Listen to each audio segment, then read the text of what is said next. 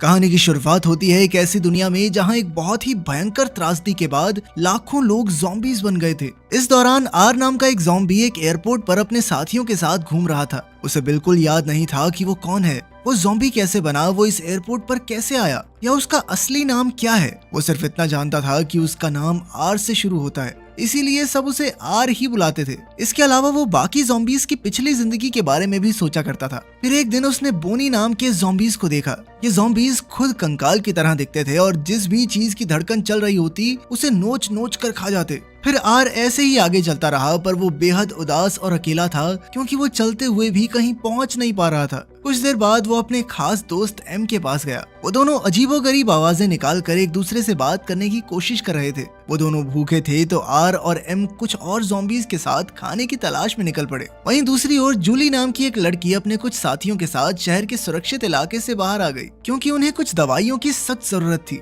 जूली ने पेरी का हाथ पकड़ा, पर पेरी ने हाथ वापस ले लिया। फिर उन्होंने जूली के पिता कर्नल ग्रिगियो की एक वीडियो देखी जिसमें उन्होंने कहा कि ज़ॉम्बीज़ कुछ भी महसूस नहीं कर सकते और न ही उनका खून बहता है, इसीलिए वो बिना डरे ज़ॉम्बीज़ को मार सकते हैं। इसके बाद पूरा ग्रुप शहर की दीवार से बाहर आ गया। जब जूली, पेरी और उनके दोस्त एक लेबोरेटरी में दवाइयां ढूंढ रहे थे तो अचानक आर और उसके साथियों ने वहां घुसकर उन पर हमला कर दिया। पेरी ने आर के ऊपर वार तो किया, पर उसे जान से नहीं मारा। तभी आर की नजर जूली पर पड़ी और उसे देखते ही आर को पहली बार कुछ महसूस हुआ, पर जैसे ही वो जूली की ओर बढ़ा तो पेरी ने उस पर गोली चला दी और इसी चक्कर में आर ने पेरी को मार डाला। अब जिन इंसानों को ज़ॉम्बीज़ काट लेते थे वो भी ज़ॉम्बीज़ बन जाते थे, लेकिन अगर ज़ॉम्बी इंसान का दिमाग खा जाए तो वो ज़ॉम्बी नहीं बनेगा। इसलिए आर पेरी के दिमाग को खाने लगा ताकि वो ज़ॉम्बी ना बने। और उसके दिमाग को खाने के बाद पेरी की सारी यादें आर के दिमाग में आ गई। उसके दिमाग के जरिए आर को पेरी के बचपन की यादें और उसके पहले प्यार जूली के बारे में महसूस हुआ। पेरी की यादों की वजह से आर जूली की तरफ और ज्यादा आकर्षित हो गया।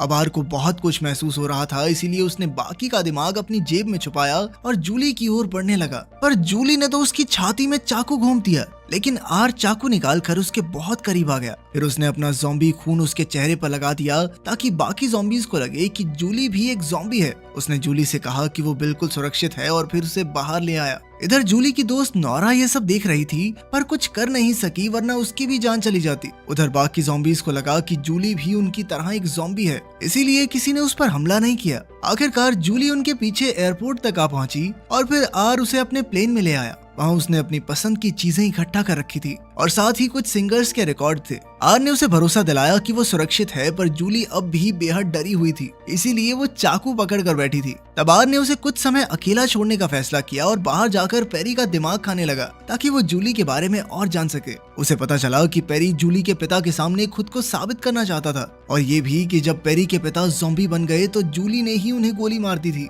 इसके बाद आर ने जूली के पास जाकर उसे एक कंबल ओढ़ाया और गाना चलाया ताकि जूली को आराम मिले। फिर वो जूली के सामने बैठ गया और अचानक उसका दिल चमकने लगा, यानी अब उसकी धड़कनें चलने लगी थी। खैर अगली सुबह जूली ने कहा कि उसे भूख लगी है तो आर उसके लिए खाना ढूंढने बाहर चला गया। इधर जूली मौका देखकर वहां से भाग निकली, पर जल्द ही ज़ॉम्बीज़ का एक ग्रुप हवा में उसकी महक सूंघता हुआ वहां पहुंचा। तब अचानक आर ने वहां आकर फिर से उसके चेहरे पर अपना खून लगाया और उसे ज़ॉम्बी होने का नाटक करने को कहा। इसके बाद वो उसे प्लेन में वापस ले आया और उसे कुछ खाना और बियर दी। ये देखकर जूली भी उस पर विश्वास करने लगी। तब आर ने उससे कहा कि जब तक बाहर माहौल ठीक नहीं हो जाता उसे कुछ दिन तक यहीं छुप कर रहना होगा, मगर सच तो ये था कि आर उसे कभी भेजना ही नहीं चाहता था।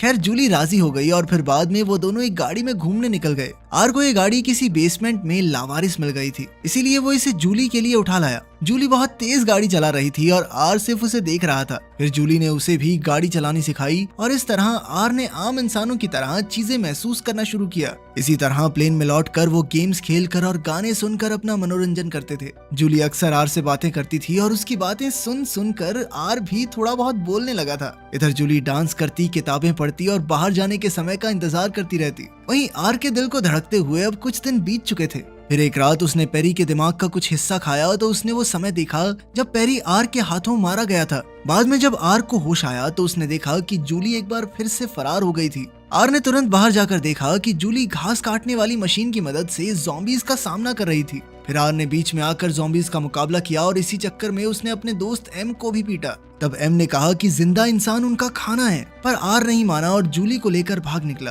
तभी एक बोनी उनके पीछे पड़ गया और जल्द ही बाकी बोनीज ने उन्हें घेर लिया। तब एम उनकी मदद के लिए आया और उसने अपनी गाड़ी से बोनीज को कुचल दिया। अब आर और जूली के पास कोई चारा नहीं था, इसीलिए वो एम की गाड़ी में बैठ गए। एम उन्हें बेसमेंट में ले आया और उसने आर से पूछा कि क्या वो जूली के साथ खुश रहेगा, जिस पर आर ने कहा कि वो नहीं जानता। जल्द ही बाकी ज़ॉम्बीज़ ने आकर उन्हें घेर लिया। जूली डरी हुई थी, इसलिए उसने आर का हाथ थाम लिया। इस नए प्यार को पनपता देख ज़ॉम्बीज़ को कुछ समझ नहीं आ रहा था और आखिरकार उन्होंने आर और जूली को जाने दिया। जैसे ही वो दोनों गाड़ी में बैठे तो बोनीज उन पर हमला करने आए, पर बाकी ज़ॉम्बीज़ ने उनका मुकाबला किया। उधर जूली गाड़ी चला रही थी, पर बारिश की वजह से उसे ठंड लगने लगी। फिर उसने एक शहर में गाड़ी रोकी ताकि यहाँ वो रात गुजारने के लिए कोई घर ढूंढ सके। फिर एक घर में जाकर जूली ने लैंप जलाया और आर अपनी पसंद की चीजें इकट्ठी करने लगा। तब जूली को एक पोलरॉइड कैमरा मिला तो वो आर की तस्वीरें खींचने लगी, क्योंकि उसे लगा कि अब कोई भी दिन उसका आखिरी दिन हो सकता है। खैर, खाना खाने के बाद जब जूली ने आर से कहा कि वो कमरे में उसके साथ सो सकता है, तब आर हिचकिचाते हुए उसके बेड के साथ जमीन पर लेट गया। उधर एयरपोर्ट पर एम ने एक पोस्टर देखा जिसमें दो लोगों ने हाथ थामे हुए थे,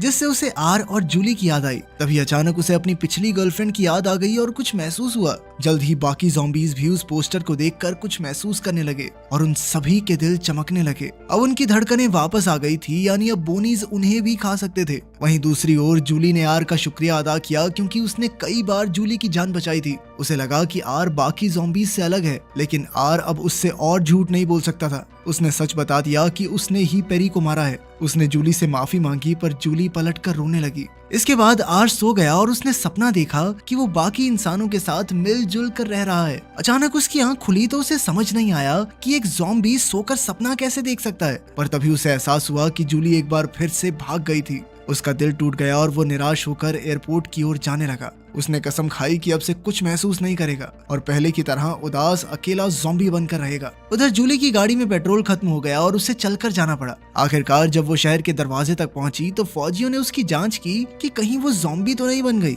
खैर, बाद में कर्नल ने अपनी बेटी को गले लगा लिया। उधर आर के रास्ते में बारिश होने लगी और पहली बार उसे ठंड महसूस हुई। जल्द ही वो एम और उसके साथियों से मिला जो उसे ढूंढ रहे थे। आर ने तुरंत एम को गले लगाकर बताया कि वो सपने देखने लगा है और उसे चीजें महसूस होने लगी हैं। मगर अब वो एयरपोर्ट नहीं लौट सकते थे, क्योंकि बोनीज उन पर हमला करने के लिए निकल गए थे। तब आर ने पेरी की यादों की मदद से इंसानों का अड्डा ढूंढा और अपने साथियों को वहां ले आया। फिर उसने सबको वहीं रुकने को कहा और खुद जूली की तलाश में निकल पड़ा। वो जिंदा इंसानों की तरह चलने लगा और पेरी की यादों के जरिए जूली के घर तक आ पहुंचा। इधर जूली नोरा को अपने ज़ॉम्बी दोस्त आर के बारे में बता रही थी। फिर रात को जूली बालकनी में आई तो अचानक आर ने उसका नाम पुकारा। जूली ने हैरान होकर उससे पूछा कि वो यहाँ क्यों आया है। तभी नोरा ने बाहर आकर देखा कि आर फौजियों को पार करके यहाँ तक आ पहुंचा, यानी अब वो ज़ॉम्बी नहीं रहा। फिर वो आर को घर में ले आए तो आर ने उन्हें बताया कि बाकी ज़ॉम्बीज़ भी बदल रहे हैं, लेकिन वो जानते थे कि कर्नल इस बात को कभी नहीं मानेंगे। इसीलिए जूली और नोरा ने उसका भेष बदला ताकि वो आम इंसान जैसा दिखे।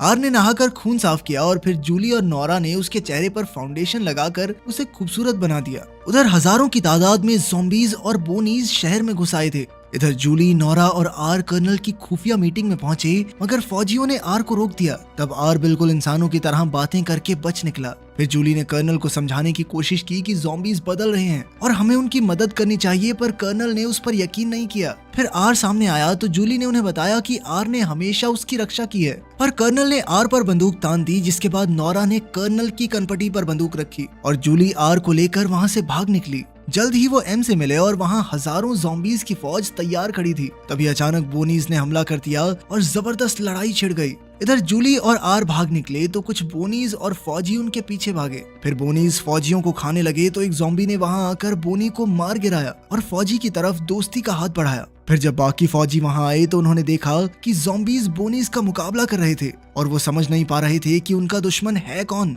तब एम ने उन्हें समझाया कि वो इंसानों के साथ हैं। इसके बाद ज़ॉम्बीज और इंसान मिलकर बोनीज का मुकाबला करने लगे। उधर आर और जूली को बोनीज ने चारों ओर से घेर लिया था और वहां से कूदकर ही उनकी जान बच सकती थी। तब आर ने जूली को अपनी बाहों में लपेटा और उसे लेकर पानी में कूद गया। आखिरकार उसका सर जमीन से जा लगा, पर जूली सही सलामत थी। जूली तुरंत उसे खींचकर ऊपर ले आई और उसे चूम लिया। फिर आर का शरीर भी गर्म होने लगा और उसकी आंखें फिर से नीली हो गई। लेकिन तभी कर्नल ने आर को गोली मार दी। तो जूली ने उन्हें समझाया कि कुछ ज़ॉम्बीज ने इंसानों पर हमला किया, मगर कुछ ज़ॉम्बीज अब बदलने की कोशिश कर रहे हैं। तभी उसने देखा कि आर का खून बह रहा था और ये देखकर फौजियों को यकीन हो गया कि जूली सच कह रही है। उसके बहते खून को देखकर जूली बेहद खुश हुई, क्योंकि इसका मतलब ये था कि वो फिर से जिंदा हो रहा है। आखिरकार कर्नल मान गया और फिर वो आर को हॉस्पिटल ले गए। वहीं आर भी इतने सालों बाद दर्द महसूस करके बेहद खुश था। वहीं दूसरी ओर इंसानों और ज़ॉम्बीज ने मिलकर बोनीस की फौज को मार गिराया। आखिरकार आम इंसानों ने ज़ॉम्बीज को फिर से जीना सिखाया